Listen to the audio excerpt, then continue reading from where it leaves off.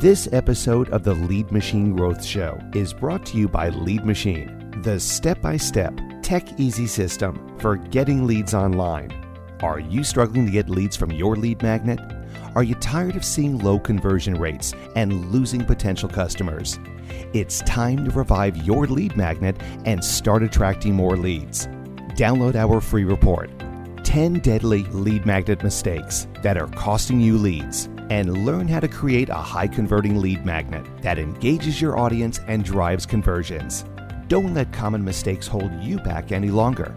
Revive your lead magnet today and download your free report at www.getleadmachine.com/deadly.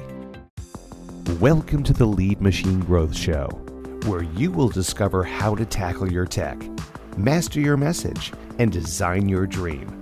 Paul Guyan, the mastermind behind the Lead Machine, introduces you to trailblazers who inspire you to implement life-changing solutions and systems you can model to nurture your leads and get your offers seen by your ideal clients who will invest in themselves and you.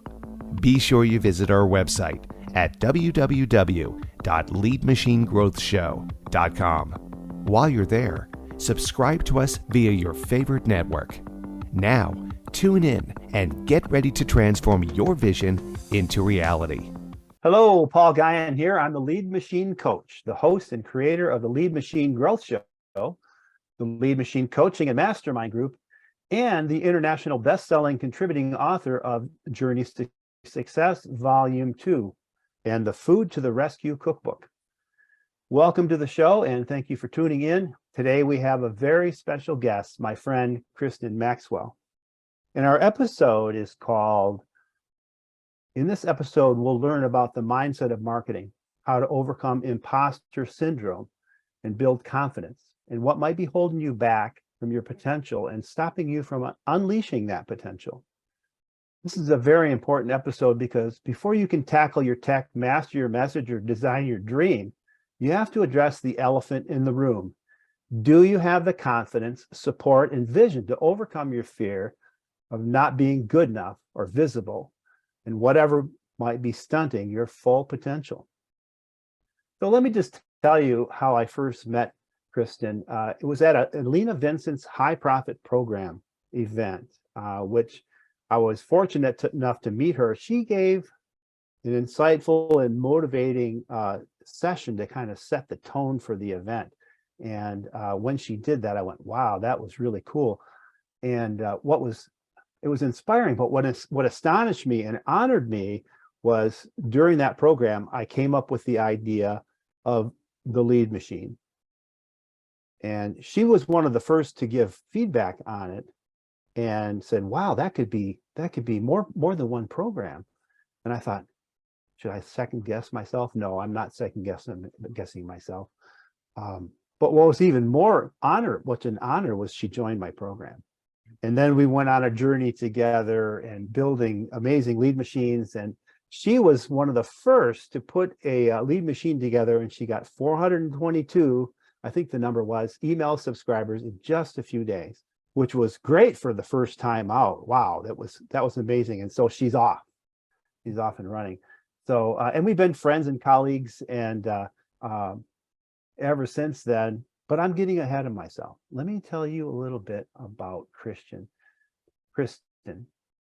After working with hundreds of entrepreneurs, Kristin Maxwell knows the blocks that prevent entrepreneurs from making offers and confidently marketing their businesses and services. Kristin is the creator of Get Out of Your Way, an Into Action program, which guides business owners to let go of self-doubt, procrastination, overwhelm, and self-sabotage so they can finally take consistent, confident action to market their businesses and grow their income. Kristin is also the host of the podcast, Your Superpowered Mind, part of the Superpower Up channel, which is amazingly rated in the top 1.5% of all podcasts globally, which is a great accomplishment. Do insecurity and self-doubt hold you back from confidently marketing your business? Or instead of posting on Facebook, making offers, or sending emails, do you instead procrastinate, go into overwhelm, and get stuck in busy work that doesn't get you clients? I know I do, and I have until now. If this is you, what the heck is going on? Get clarity around why some entrepreneurs resist marketing and why they get stuck, sometimes for months or years or decades, in patterns of procrastination, perfectionism, even self-sabotage when it comes to marketing their business and being visible out there. Really sticking your neck out there. So what can entrepreneurs finally do to let go of self-doubt that leaves them reluctant to make offers, talk about the value of their services, and most importantly, charge what they're worth? I'm not sure I know all the answers to that, but I know my friend Kristin does. So Kristin, welcome to the show. Thank you. So It's a pleasure to be here, and to have known you and to have had your assistance, and then also to get to talk to you in this format. It's fun. Yeah, it's great. It's great. So how did you reach this point in your career helping entrepreneurs you must have had some personal experience being stuck, motivating. I mean, most people do that. Most people who can overcome something can teach about that. So how did you get to this, motivating people worldwide to strive for their ultimate potential? Yes, and this is what you mentioned is so true. We almost always teach what we most need to learn ourselves. And a lot of people get pretty insecure about that because they're like, how can I help people when this is what I've had? So, but yes, yeah. I was a litigation attorney for many, many, many years, and then stopped to raise children, 3 daughters. And then when I went back ready to work, said, I really want to be a coach. And I trained and got some great training. And I then even joined a mastermind that was it was tens of thousands of dollars, because I thought, okay, I'm not marketing myself, but this will force me to do it.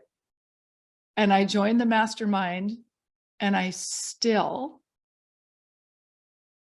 worked on everything except letting people know what I was doing, telling them how I could help them, inviting them to work with me. Or when I did, I either did it for free or for very little money.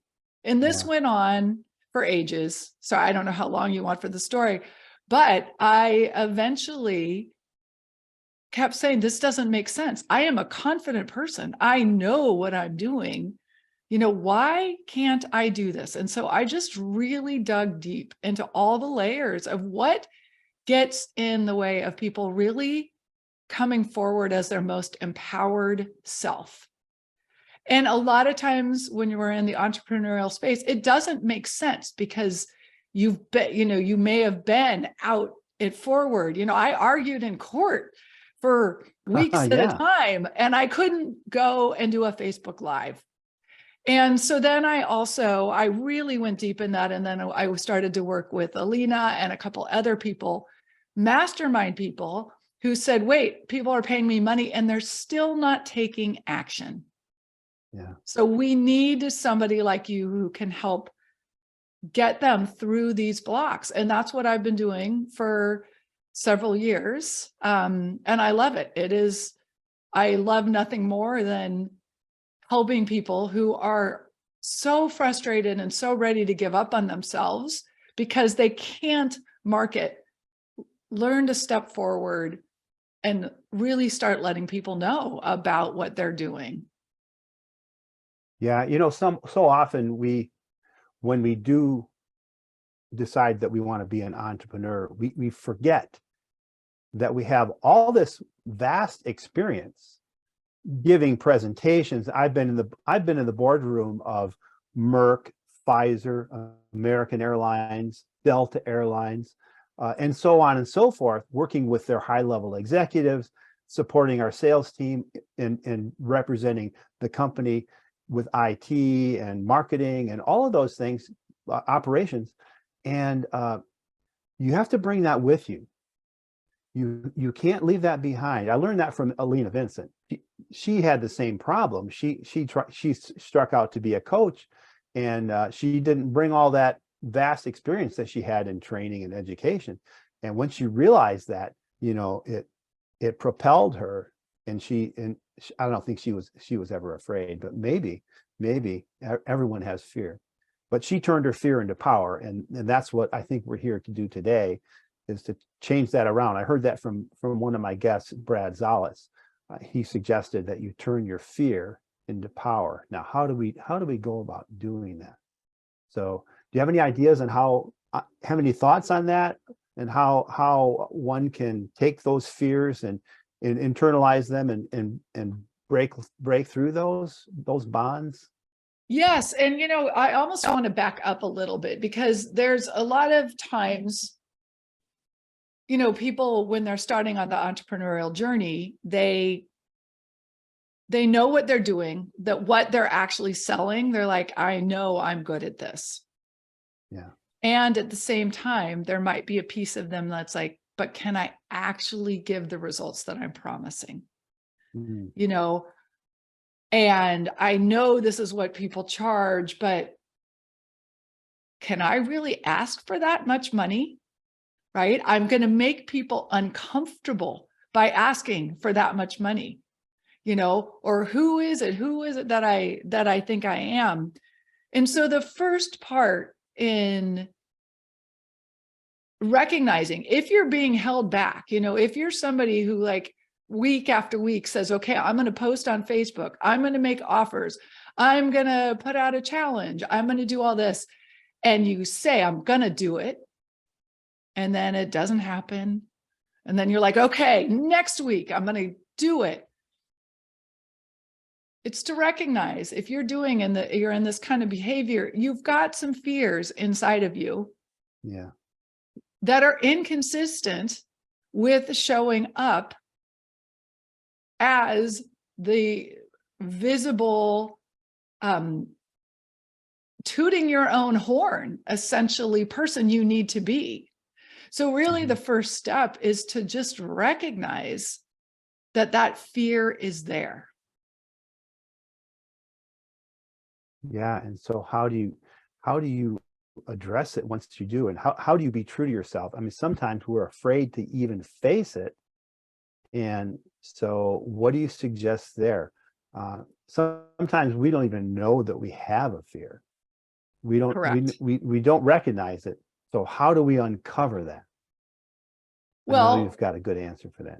Yeah. Well, I mean, it's, first of all, I want you to think about, I think everybody who's listening knows somebody, or can think of somebody, who is an amazing marketer, who shows up, maybe at a networking meeting, or online, or in emails, and they show up repeatedly again and again. And when they say, hey, you should hire me to help you with this, you can feel their energy coming off them. You feel their confidence, and they show up again and again and again with that just really embodied power of, yeah, I know what I'm doing.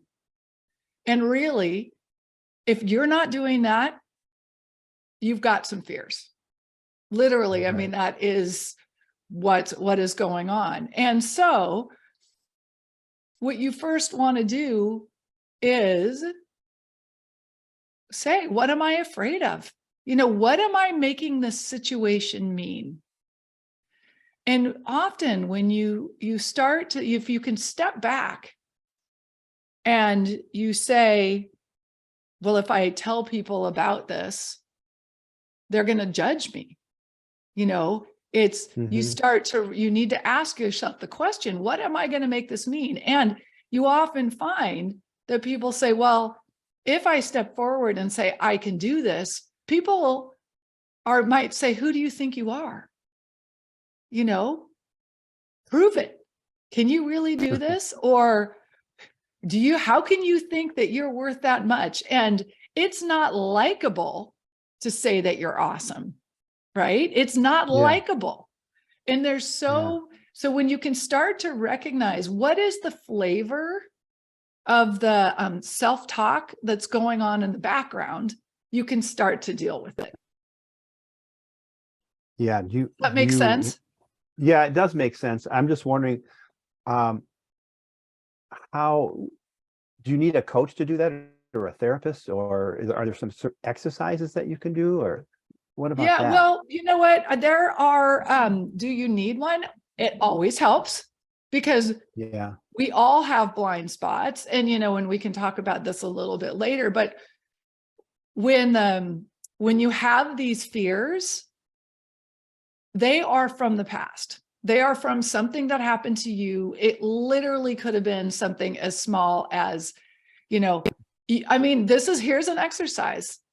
I want you to imagine that you were a small child and you get up on a coffee table in front of your parents and sisters and brothers and your neighbors and your teachers, and say you're 5, and you get up on that table and you say, "Look at me, everybody. I am amazing. I am so amazing. You need to listen to me. You need to look at me." And imagine, how are the people around you reacting? What kinds of things is your brain painting that they're going to say to you? And maybe you're lucky and you've got a parent who's like, "Yay, you go, yay." But chances are we all have something we've learned. Don't brag. It's not likable to brag. It's not likable to demand attention. It's not okay. And we internalize that at such a deep level that, yes, we need to do something to move it through our body. Yeah. When I was in 2nd grade, I'm a drummer and a singer. Well, I wasn't always a singer, but when I was in 2nd grade, it was Christmas time, and we had a drum, and I played the little drummer boy. And so my classmates and I went around to it was a Catholic school.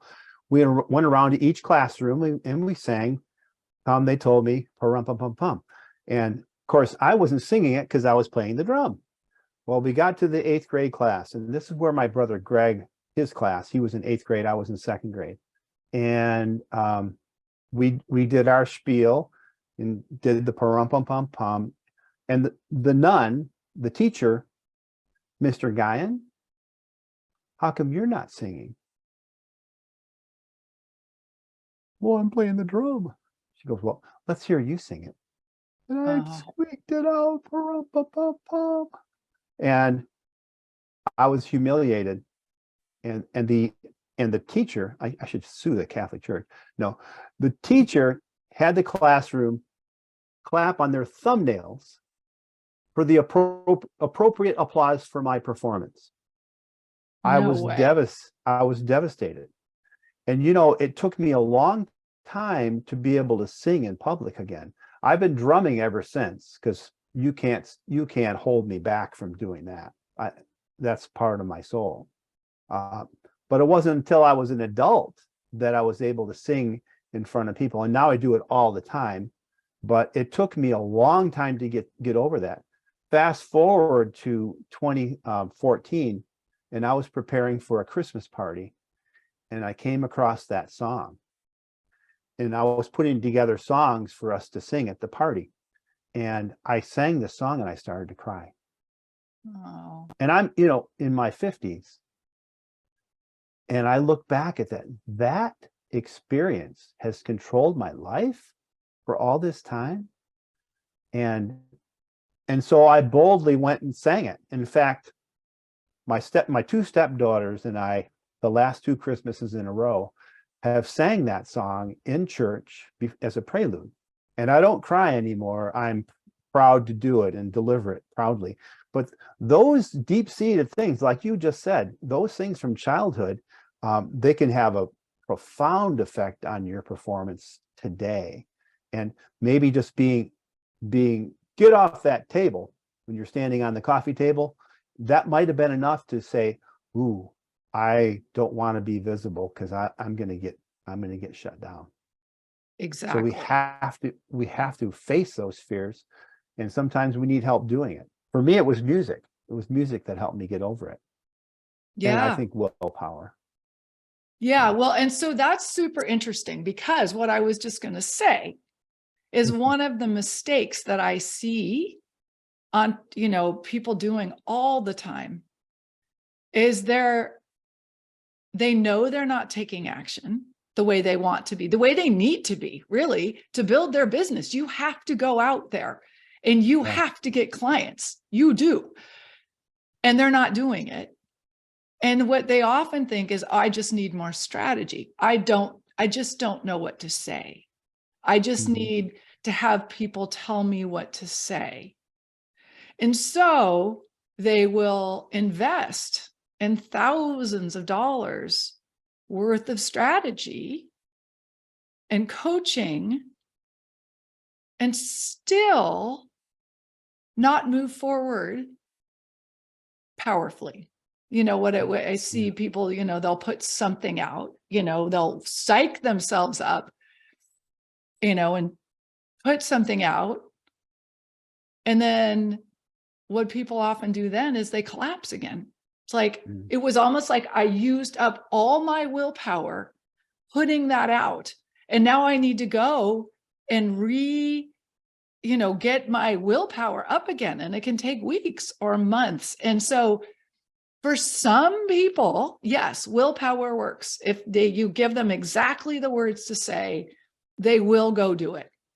But for some people, that's not going to be enough, because what happens, you can willpower your way out, but as soon as you get something goes wrong, as soon as you don't get the results you want, as soon as you're disappointed, you're going to go back to the way that your subconscious is controlling you, and you will shut down again. So willpower often doesn't work. Yeah. I agree.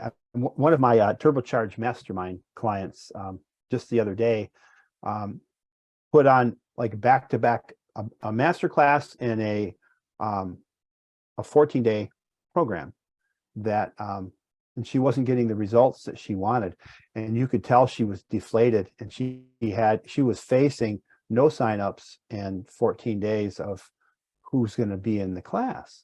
And you could tell she was deflated, and fortunately we have a group of people that help build us up.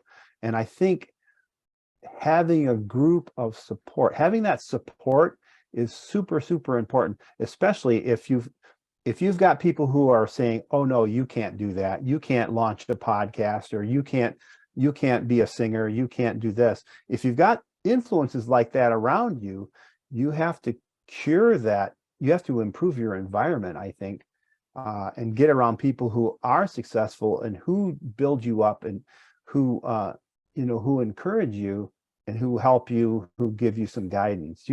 What are your thoughts on that? So, and again, I agree. And it's so important.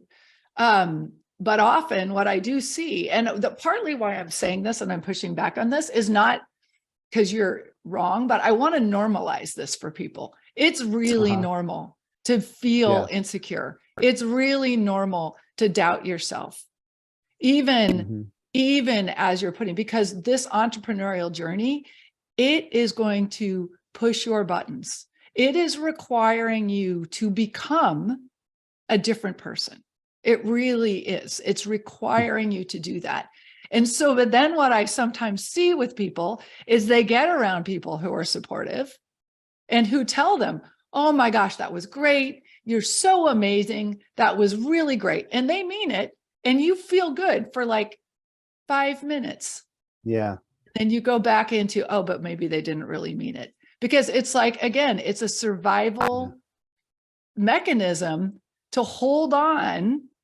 It's like what, Teflon for the negative thoughts, and something really slippery for the good thoughts. So even people telling you that is not enough. It's got to come from inside. But yes, sometimes just enough of the reframing of, oh, okay, so it's not that nobody showed up because I'm bad, or I'm not good, or they didn't sign up because I'm good, but maybe I'm still in the process of learning what I need to say, the words that are going to attract people. Maybe I'm still in the process of, there's a part of me and my energy and my confidence that needs to be built up a little bit more to hold the container for this kind of work. So those kinds of things work. But I also think a lot of this fear is in our nervous system. So we do want to process it. And Yeah. we're sort Yeah. Instead of like masking it, you have to, I learned this from Christian Michelson, and I forget the author. It's called Feel the Feeling. And so you have this emotion that are associated with this fear or with this trauma that you had. And if you let that live and you send it some love and you just acknowledge it, sometimes you can get go with it. I know there are other techniques that are useful for that, like tapping, for instance. Yes.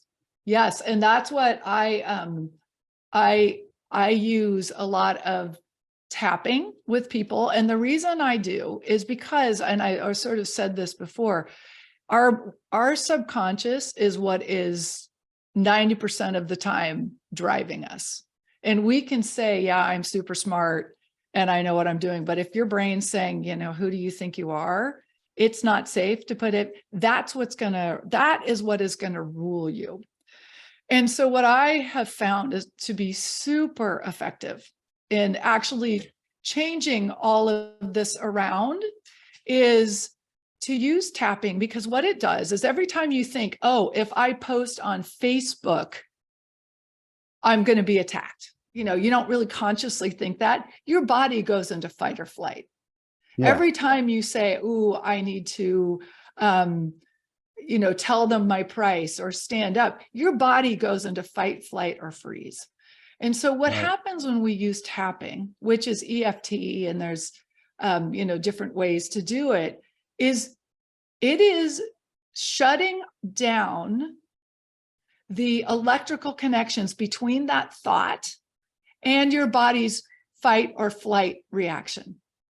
So what's happening is you can then have that thought of, oh my gosh, what if they doubt me? What if they don't like me? What if, they end up rejecting me? And you can tap and it breaks your body's reaction so that you can sit there and make different connections that your brain has never been able to make. Something like, well, okay, so maybe not everybody's going to like it, but my correct people will like it. The people who are my ideal clients will like it. Or maybe it's just a fact that I'm not saying it right. But the thing that's happening is you can feel that viscerally in your body instead of just at a thought level. Does that make sense, what I'm saying? That does make sense. And I've used tapping before. Where will you learn more? Where could our listeners learn more of that, or can we demonstrate that? Maybe you think that would be appropriate in this forum here? We could potentially. I'm not sure. One thing I do have, and maybe we could, but I want to mention that one of the things I'm offering to your listeners is a workshop that I have done on doubt, on imposter syndrome. So many people say, I feel like I'm an imposter. And I have done an actual whole workshop, tapping workshop, to address some of that doubt that comes up for so many entrepreneurs. That would be perfect. So let's do that. Let's keep continuing then. We talked a little bit about mistakes that you see entrepreneurs making. Do you have more to say about that, about these patterns of procrastination, perfectionism, and self-doubt? Yeah, well, it's just, I see that the entrepreneurs they're pushing themselves. They're working, often in the back. They're setting up their website. I mean, of course, you need to do all this. They're, right. They're creating their programs, they're learning, but they're not putting themselves out there, which really, really does move the needle. But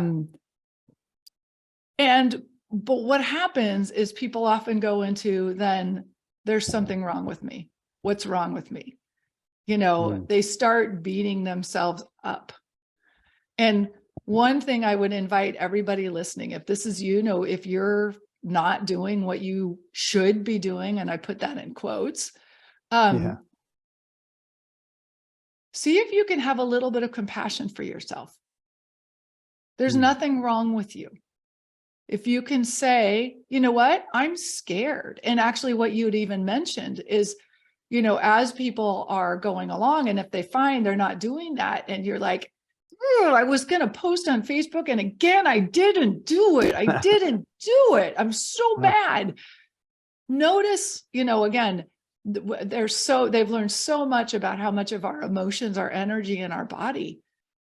Feel where that fear is, feel where that frustration is in your body. What is the sensation? And if you can, rather than going on this full diatribe against yourself about what's wrong with you and how you're going to do it differently and all of that, just take a few moments to feel that emotion and sensation inside your body. There it is. Oh, I'm scared. There's a piece of me that's scared.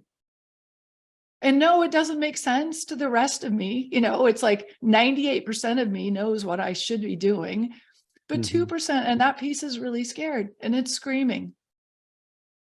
Yeah. And I'm going to feel it. And when you do that, and sometimes I suggest that people tap one leg, one hand on one knee, the other hand on the other knee, because what you're doing is you're then bringing in both sides of the brain for processing that emotion. Oh, okay. Yeah. It helps and to you cover that exercise in your workshop. I do. I do. I remember I was in that workshop. Yes. Yeah. So, okay. So what kind of shifts do you think people need to make doing this kind of work? Well, how do they get results with that? Well, the kinds of things that happen is you start to recognize again, not somebody telling you it, because somebody can tell you something and you'll be like, oh yeah, so I was scared when I was 4. But until you can really connect with that little tiny piece of you, the piece of you that's still 4, that was really scared, and you feel it, and you can say to that piece, you know what? You're okay. You are lovable. Yes, people want to hear what you have to say. Yes, you do fit in. And you can say, look at the rest of your life. Look at all the places. When you start making these visceral connections within your nervous system, it's got to be in your nervous system, not just thinking, People then start being able to really, it sounds fun to let people know about what they're doing. They start to discover all the ways that they can show up, not from a like this desperate, please hire me, but from a place of power of, look, I've got something that's really going to help you. And when this happens, and it doesn't even take necessarily that long. If you do the work, if you actually really put your attention on what are the beliefs and the fears and the emotions in my past that are inconsistent with who I want to be, if you work on that pretty directly, it does not take that long. And then you can move forward much more quickly and get much more benefit. I mean, that's why Alina has me there, is because when we can help people move, they get so much more value out of all the strategy, because she says to do it and they go do it instead of spending 3 weeks going, I don't know, I'm afraid. Yeah, I do know. Yeah. When you said move, that really resonates with me, because you and I've had conversations, private conversations, told you about some of my fears about being visible and with my work, with my day job and things like that.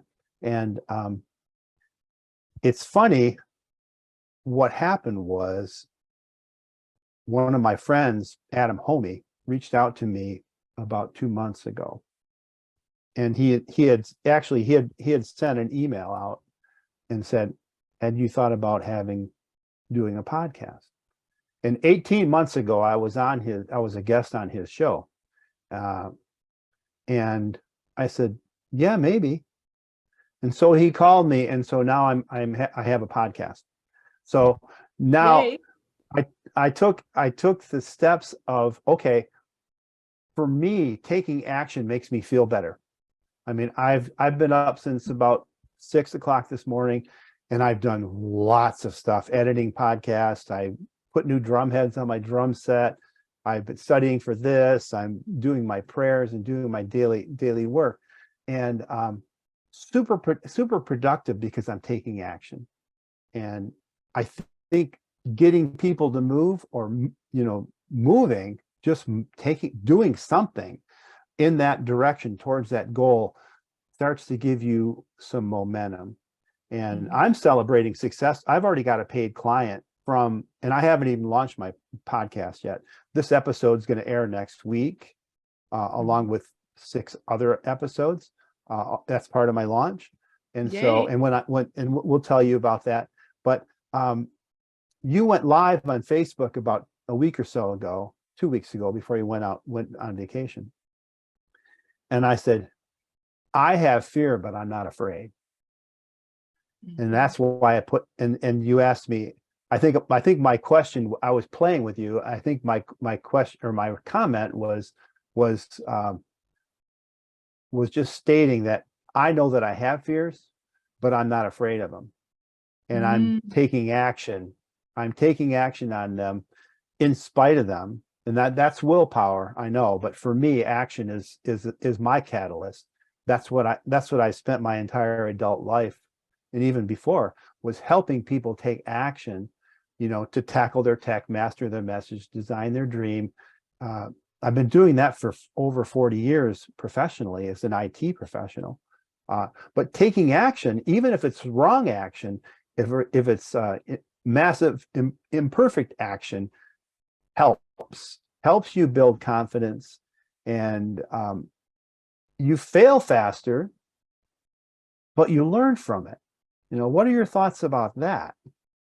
Yeah, it's so interesting. See, you're somebody who would not need me as much as other people would, right? Yeah. Because the problem is, when you're stuck, when there's something, when there's really, who knows, it often makes absolutely no sense.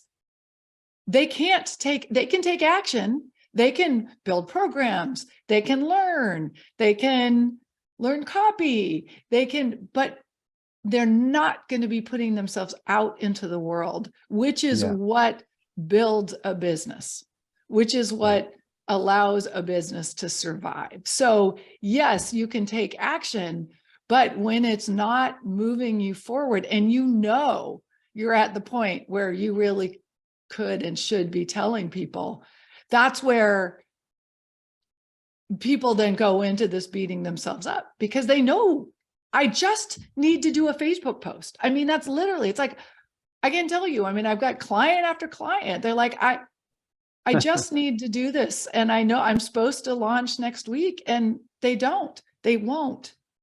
Right. Yeah. And then they do because they get the support, but it's working for some people really on what is that fear, and let's move through it. Yeah. Well, I think people really need your help.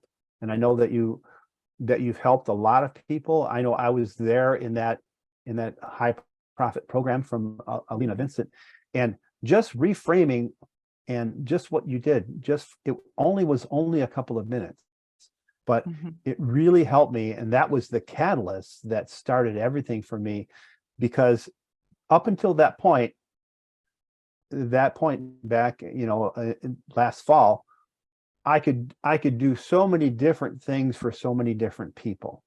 And it wasn't until I was able to get clear and say, I'm going to solve this one problem that I know these people have. And I was in the right group, but I was going to solve one problem, and only one problem, and I was going to stick with it until I made it work.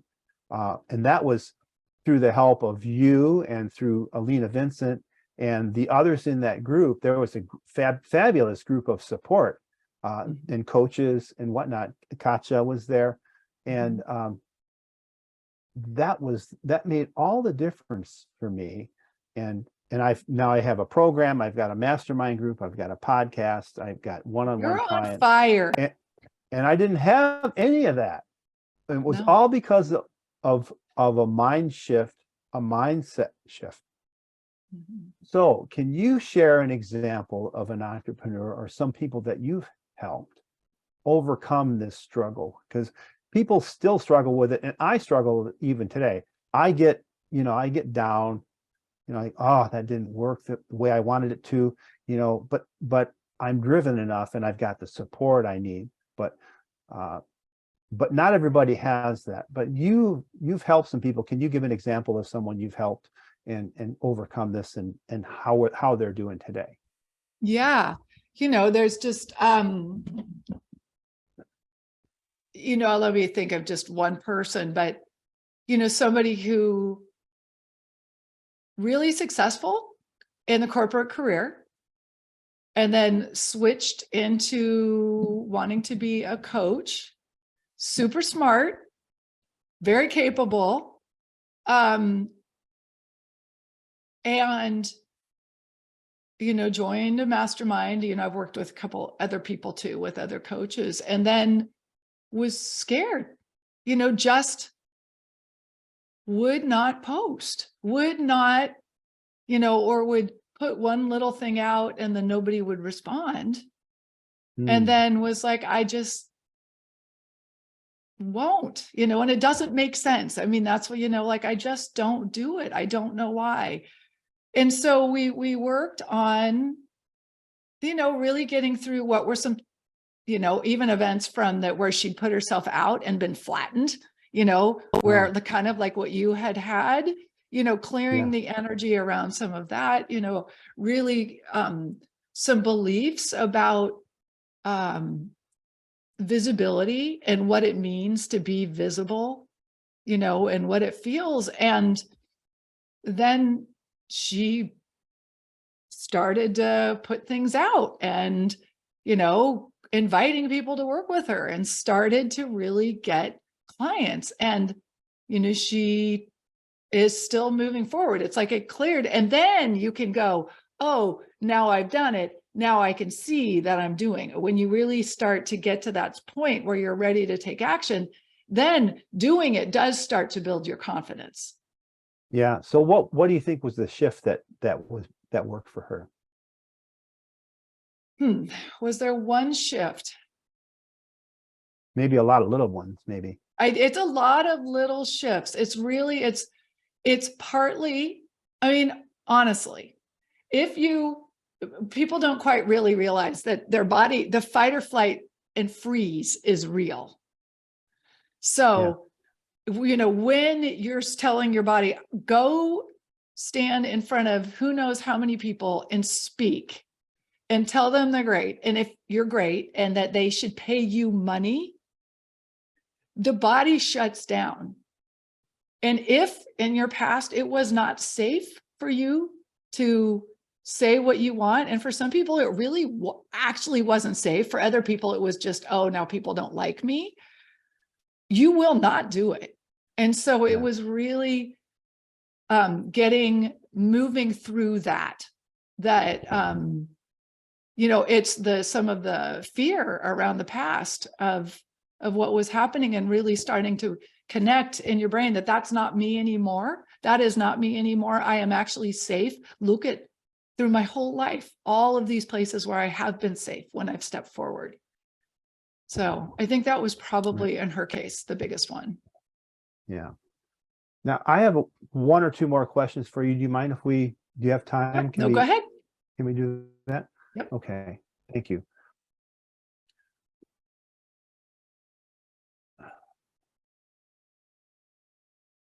As entrepreneurs continue to face challenges and obstacles in their businesses, what advice can you give them to stay motivated and focused on those goals?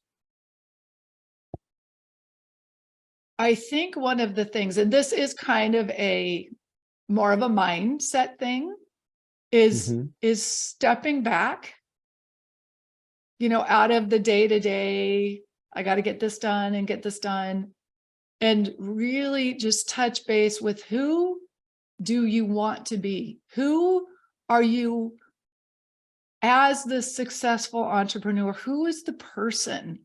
What do you look like? What Yeah. kinds of things are you thinking to yourself? What kinds of things are you saying? And just sometimes like, oh, this is who I want to be. This is what I'm going for, helps to recenter. I'm like, okay, yep, I can go for it. Did that make Yeah. sense? Yeah, it does. You have to know where you're going, because if you don't, anywhere will do. Right. You know, And not only do you have to know, I not just what does it look like, oh, I have this many clients and I'm making this much money and I'm doing this. I want you to think about, what are you saying in your day-to-day life? Like, oh my gosh, I am so fortunate that I get to work with people and make the difference in the life. And yeah. whoa, Mhm. look, I've got money in my bank account and I'm going to go on a trip, and how are you going to feel? Well, proud. It's really getting in, you've got what it looks like and what it feels like to live it. Because then your brain goes, oh, I can do that. I can go towards that. Yeah, and you said brings up the word gratitude. Being grateful Mm, for the things you have. You have to be happy with who you are now. mhm. I know that you want to be this, but I always advise my clients to celebrate little successes along the way. So they Yes. know where they're going, but they celebrate today that they posted that Facebook. They recorded that one video. They went live on Facebook. They set up a new Facebook group that they invited their friends to. Just taking those little successes, it takes you just that little bit closer to your goal. But the more you are grateful for those things, it releases endorphins in your brain, and those Mhm. chemical reactions make you feel good, and they can snowball. So gratitude, I think, is also super important, don't you? Yeah, I want to second that. And it's, what people do. Again, they go into beating themselves up and like they look at where they're not yet instead Yeah. of saying, oh my gosh, look how far I've come. Look at the Yeah. steps that I have made to move myself forward. And we tell our kids that, look how far you've come. Whatever Mhm. happened to that? We lose that innocence, when we get jaded by the world. But having gratitude is super important in my life, and I can tell it is in yours as well. I do have one more question for you, and then Mhm. we're going to wrap up. Okay. So what are 3 things our listeners can do right away to put these ideas into action? Yes.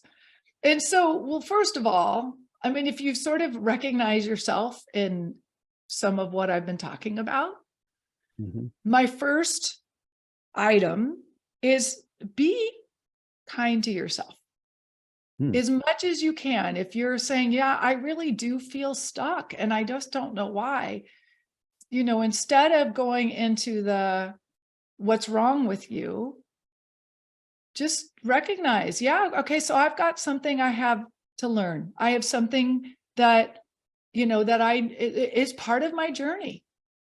Just recognize this is part of it. I'm wanting to become somebody different. Not really different, but you know what I mean. I'm wanting to be a bigger, Yeah. more visible person, and that's gonna be uncomfortable. So do that. And Uh-huh. the other one I am gonna say is find somebody to help you to deal with these beliefs. If you are really are one of these people who's stuck, it can go on for years Yeah. unless you deal with it. Find somebody who knows how to help you um, deal not just with an affirmation willpower, but from getting it in your nervous system to help you process it and let some of it go. And then the third one is what I was just saying, is if you find yourself also getting stuck or not doing something, notice what the emotion is.